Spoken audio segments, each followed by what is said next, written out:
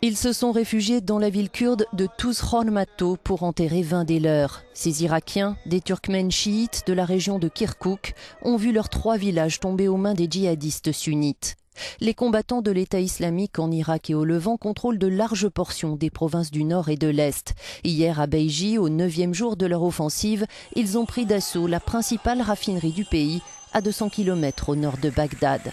Le gouvernement irakien a tenté de rassurer les marchés pétroliers en précisant que la raffinerie de Beiji produisait essentiellement pour la consommation locale.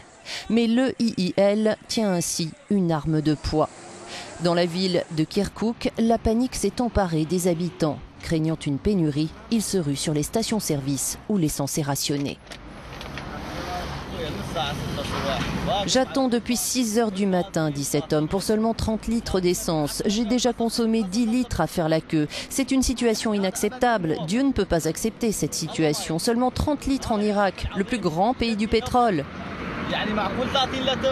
La plupart des firmes pétrolières étrangères travaillent dans le sud épargné par les violences. Seul l'américain ExxonMobil et le britannique BP ont commencé à évacuer leur personnel. Les autres se tiennent prêts.